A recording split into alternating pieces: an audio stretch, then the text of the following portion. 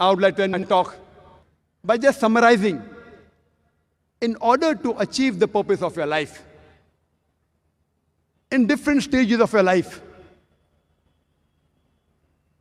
you have to see that you are towards the direction.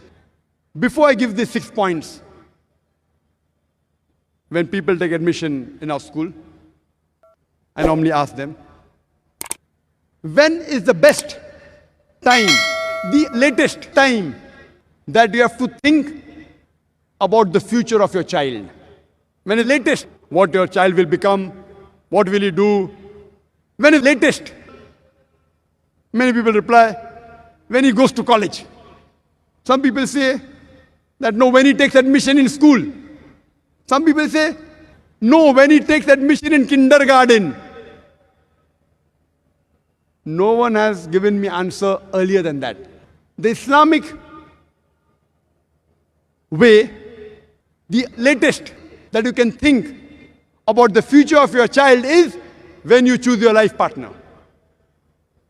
When you choose your life partner is the time you think, what will you make your son?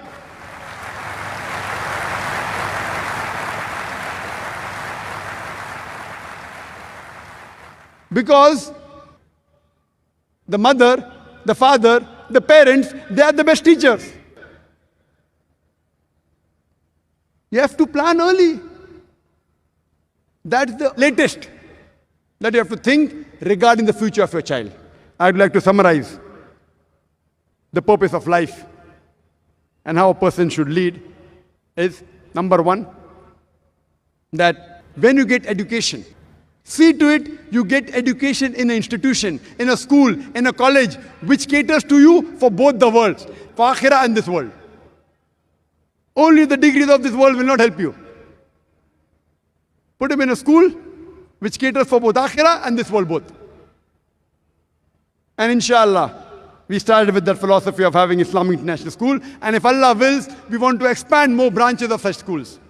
Number two, they should see to it that they have friends which also have the same purpose of life. They have friends which are Islamic.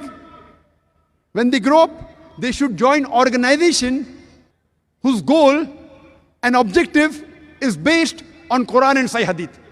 Join Islamic organization, but before joining organization, check whether that organization is following the commandments of Allah subhanahu wa ta'ala given in the Quran and the sayings of the Prophet Muhammad sallallahu alaihi wasallam.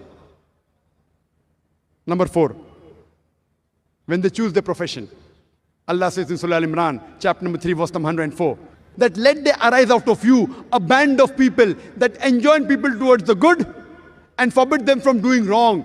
These are the ones that shall attain felicity. Allah says in Surah Fusilat, chapter number 41, verse number 33, وَمَنْ أَحْسَنُ قَوْلًا مِمَّنْ دَعَا إِلَى اللَّهِ وَعَمِلَ صَالِحًا وَقَالَ إِنَّنِي مِنَ الْمُسْلِمِينَ. Who is better in speech than one who invites to the way of thy Lord, works righteousness, and says that I'm a Muslim? Choose a profession that will take him closer to Allah subhanahu wa ta'ala. And there's no better profession than the profession of spending your time in spreading the message of Allah subhanahu wa ta'ala. Number five, see to it that you choose your life partner which has the same purpose, same goal. Allah and His Rasul, Allah-centered. And the sixth point, I would like to end my talk by the verse of the Quran from Surah Anam, chapter number 6, verse number 162, which says, Inna salati wa nusuki wa mahyaya wa mamati lillahi rabbil alameen. All my prayers, my service of sacrifice, my life and my death are for the sake of Allah, the Lord of the worlds. Wa akhir da'wana alhamdulillahi rabbil alameen.